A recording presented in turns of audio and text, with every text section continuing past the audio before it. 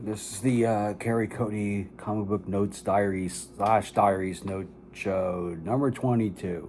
It's gonna be a real short one. Not a lot to say this week. Whether that what's going on personally in my life is utter turmoil and chaos. It's unusual that I do these on a weekend, but circumstances at my place of employment have gone crazy. A lot of infighting going on, and people are not happy that I decided to sit this one out. But anyway, so that means I have to go until this whole mishigosh is over. That's Yiddish for mess, in case someone doesn't know. I learned a lot of stuff from listening to Chris. So for the next foreseeable future, next week I'm going back next week to pick up because I left stuff there. If you watch the other video before, the short that I do, I like 22 books, but I only came back with 10 or so because it's week. Well, it's a couple of days before my new paycheck comes in. Paying the rent and all that stuff. And I got a few bills to take care of. Anyway, I only bought these few books, so in no particular order is Daredevil and Punisher, number 4. Both are coming back to Disney Plus. I'm so excited, along with Jessica Jones. They interviewed someone. It's something funny. Yeah, they interviewed the showrunner, Dario Scarpini, I think his name is, and they asked him, "Hey, well, how come he doesn't Daredevil or Punisher mixed up with Spider-Man?" Well, actually, Punisher is supposed to be the next Spider-Man flick. How come Daredevil doesn't guest star in the new Spider-Man movie, or Avengers, or whatever stuff? And he replied, "Well, Hell's Kitchen. These stories are downtown, while the big heavy hitters like Spider-Man, Hulk, Thor, and everything, they are stories uptown." And some guy had to point out that this guy doesn't know New York very well. And I'm trying to think, well, if I remember where Hell's Kitchen's at, it's catty corner to Times Square. You keep going past, walking past towards the river, past Port Authority. That's basically it. That's like the east side, right? I think. I remember. Anyway, happy snow day out there, New Yorker land. Walking Dead. I'm gonna see this till the end. So independent. I only bought a few Marvels. I mean, because I had 12 Marvels in the boxes this week. Holy cow! So Man of War, Valley Beyond. I like the new slick look. They don't get much love though. It seems like, well, I'm watching a guy like Comics Reviewer or anybody else. They always gloss over these Valiant one shots, even though they're being published. They're published on the auspices of IDW Publishing. Yeah. Okay, guess who's back? Oh, he's not back yet. Okay, this is the second part of Stephanie Williams' Wonder Woman story. Okay, sorry, false alarm. Yeah, and I'm on my DCs this week, so I'm trying to get as much of that KO stuff read as possible because I don't want to linger too long. So man, Unlimited.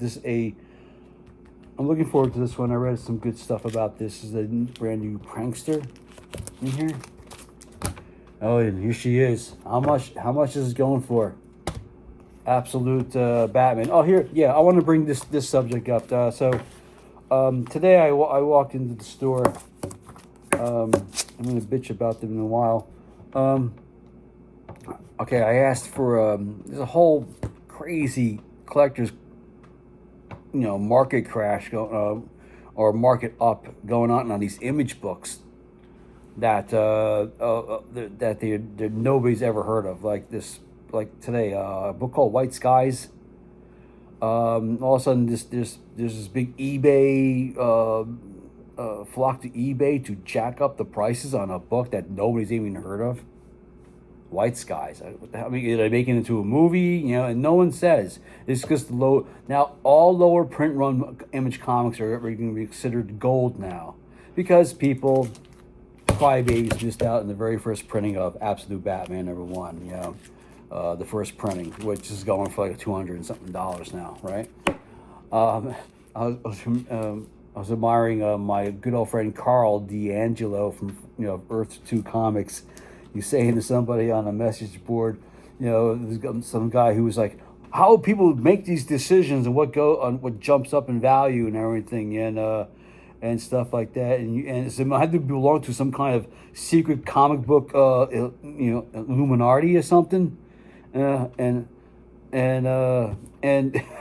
Carl D'Angelo replied to that guy. He goes, yeah, and the cost is 10 absolute Batman ones. And as Carl alluded to, probably pretty soon in the comic book business, we're going to have to pay for currency of various prints of Absolute Batman to get into special clubs and stuff.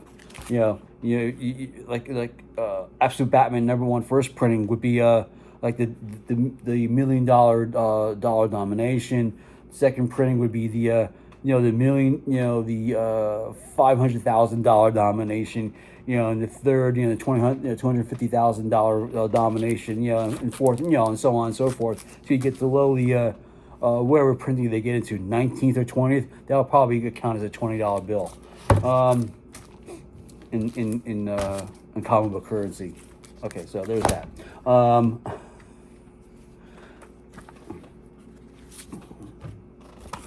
Captain America #7, Red Hulk. And so one of these books has got to hit, right? It wasn't the miniseries with Sam Wilson. Maybe it'll be this one with Steve Rogers fighting the Red Hulk. Maybe that'll jump up to $20, $30. Who knows? We'll see. Amazing Spider-Man 2000. Oh, yeah. 14 issues to go until issue 1000. Amazing Spider-Man. It'll be the first Marvel comic to do so. Here's the thing. There's some high notes, I want to stop buying new books on. And this would probably be one of them, 1000 issue. What's the other one? I want to see the KO thing resolved. And I also got into that. And the Ultimate line resolved. And however long the Absolute line goes, I want to be there for it, And I'll probably stop getting new books altogether because it's out of control. It's like freaking crack. It's like smoking crack. Let's see. Catacomb Torment. Yeah, I couldn't let that go. I also picked up all my independents. I want to make that clear. That's what I was going to get. But of course, this book and this book here is what I needed. I didn't want this falling into the wrong hands, other than mine.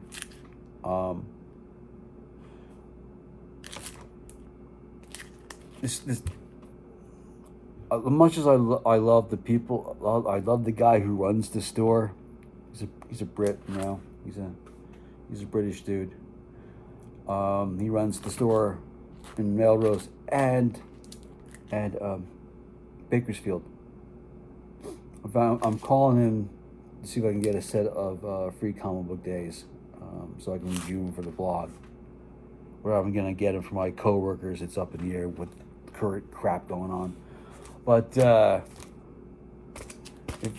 if some guy walked in, and some of the clerks are cool, and some are just not. It's just they act like they don't want to even be there. But if someone came in the store and asked, "Hey, I need that final issue of Ultimate Spider-Man. It's on the shelf. You got a copy lying around there. I'll pay you double. I'll pay you triple. I'll trade you, quadruple it. And one or two of those guys at the store will probably, oh, I know this guy, Cary Coatney. He doesn't ever pick up his stuff, so he'll probably grab that book and sell them for 4 times that much. It's happened before. So I want to make sure that I got this timely manner, and another thing that pisses me off. God damn it! Look, okay, I got the Savage Sword of Conan Reforged, which I'm going to read next weekend. Look at this. What am I going to do with that? What am I going to do with that bent corner? That's what they gave it to me as. I said, I need a bag. Give me a bag to straighten it out, man. I can't. What we have any? Give me a magazine bag. You can straighten it out. Like buff it out, so to speak. But no, I said I need a bagging board for these fucking magazines, man. Come on. How hard is it to get to a magazine, a Mylar bag, and a backing board? Magazine size. They keep like 100 around. But anyway, I'm gonna buff that out, man. I gotta go find one inside the house. Anyway, that's all my ranting and raving. So it's Cartoon Saturday, and I got 20 shows in the queue to do. All right, night.